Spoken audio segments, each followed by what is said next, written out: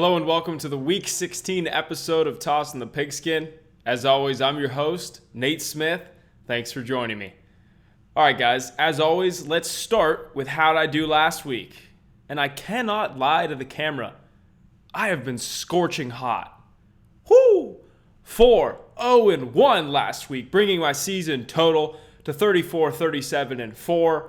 Ever so close to climbing over that 500 mark, which I strive for. That's also 8-1-1 now combined over my last 2 weeks. I've been in a groove, ladies and gentlemen. Just the right time, too. A Christmas groove. It's a special one. I'm hoping that it can continue, but in this cruel world of betting, who knows? Let's quickly recap. I had Bills money line last week. Seahawks -6, that was a push, the only push. Packers -4, Falcons plus 10.5, and Vikings -2.5. They dominated from start to finish. But we are on to Week 16. It is here. It is almost a brand new year. Just a couple weeks left remaining in the season. Let's get to it. Pick number one for me. Give me the Bills plus 6.5 versus the Patriots. We are starting with one of these Saturday night games. Well, actually, Saturday afternoon games. There's 3 games on the Saturday slate this week. The Patriots beat the Bengals last week, but so does everyone else. The 2 games before that, losses to Houston and to Kansas City. The Bills are coming off a Sunday Night Football win at Pittsburgh. Buffalo did not play very well in that game, in my estimation. They're going to need to play better this week against a good Patriots team, and I think they will. Buffalo has won 4 out of 5, and that one loss was to Baltimore, and it was a close game.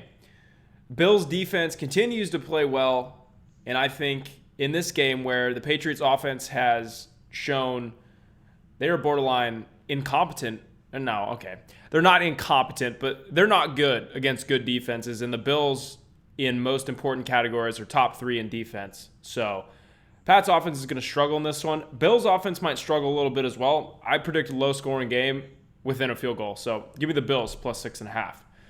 Game number 2. Give me the Saints -2 versus the Titans.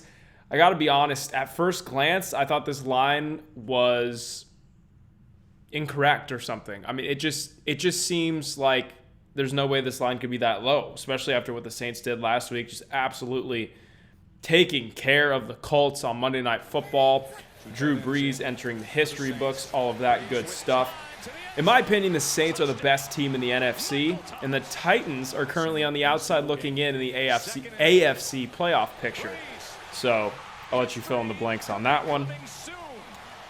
I do think this Saints defense is underrated. People don't give them a whole lot of credit. The Saints D is 4th in opponents' rushing yards per game, and I think they can do enough to slow down Derrick Henry, who's been very hot over recent weeks in the second half, actually this whole second half of the season. And not sure if you have heard, I referenced it a little bit ago, Mr. Drew Brees is on fire, probably playing better quarterback football right now than just about anybody in the NFL.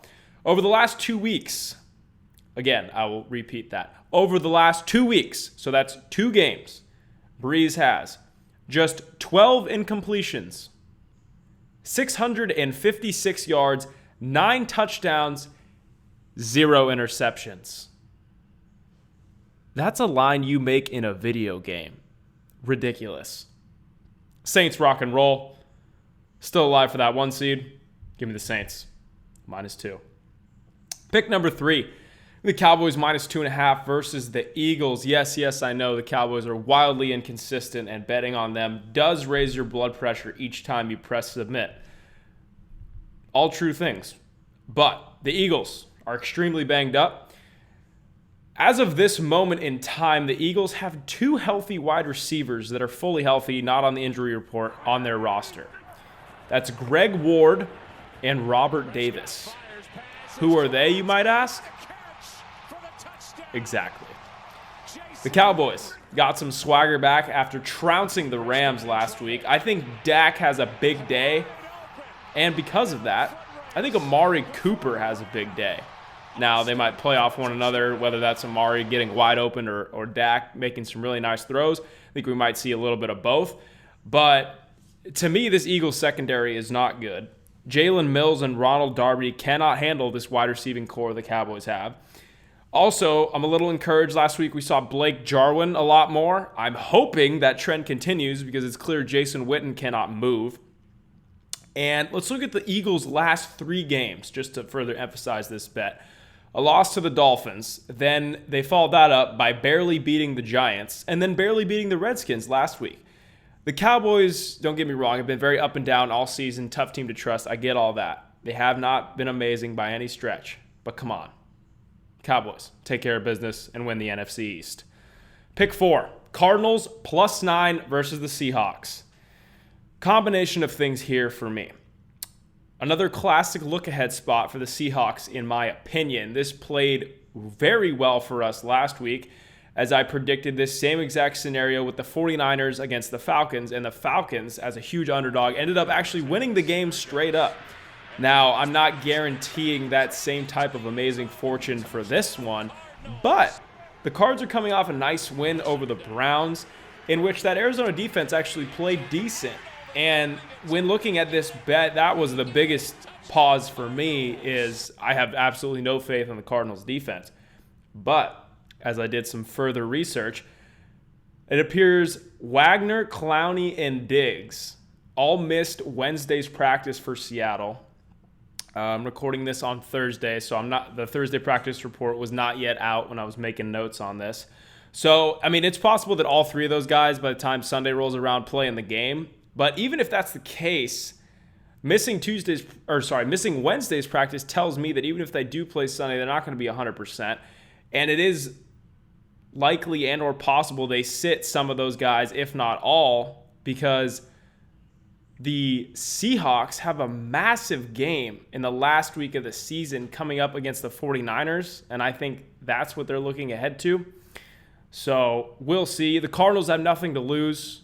I think the Cardinals play them close, but I just think Kyler Murray, Cliff Kingsbury, seems like they got a little bit figured out last week against the Baker Mayfield-led Browns. Now, I know going up against Freddie Kitchens when he's the other head coach on the other sideline, that always makes you confident. But Pete Carroll is an extremely conservative head coach, which plays beautifully to keep within this number of +9. So even if the Seahawks do go up big, just like we saw last week, Seahawks went up big against the Panthers, and they let them come all the way back for a push at -6. So I like the Cardinals to stay within the number here. Last pick number 5. Give me the Packers +5.5 versus the Vikings on Monday Night Football. From what I've seen, it looks like Dalvin Cook might be shut down for the rest of the regular season. That doesn't affect my thought process too much. The running back position is an interesting one in today's NFL. Dalvin Cook is one of the better running backs in the entire league right now. There's a good argument he's the best running back in the NFC this year. So it is a loss for the Vikings, no doubt about it. The Packers just beat the Bears by 1 possession last week, while the Vikings steamrolled a miserable Chargers team. This Green Bay offense is second in the league in red zone percentage. Green Bay is currently the 2 seed, and a win could potentially give them the 1 seed, depending on what else happens in the NFC that day. The Vikings are the 6th seed as of right now. Now, there's reason to be concerned about Green Bay's defense, and I understand those concerns. I personally don't think they're very good either. But this is too many points in a divisional, historic rivalry game. Even if the Packers defense struggles, I fully believe that Aaron Rodgers will keep this offense afloat. And hey, who knows? Could turn into a shootout. Either way, I think the Packers have a legitimate shot to win this game straight up. So for that reason, I got to take them on the +5.5. That'll do it for the Week 16 episode. Thank you so much for watching. I've been scorching hot, as I mentioned earlier. Not sure if you guys caught that. I'm going to hope to keep it rolling. I know that this pace is not sustainable, but I'm going to enjoy it while it's here. 8-1-1 in my last 10. See what I can do this week. All right, guys. We'll see you for one more episode next week.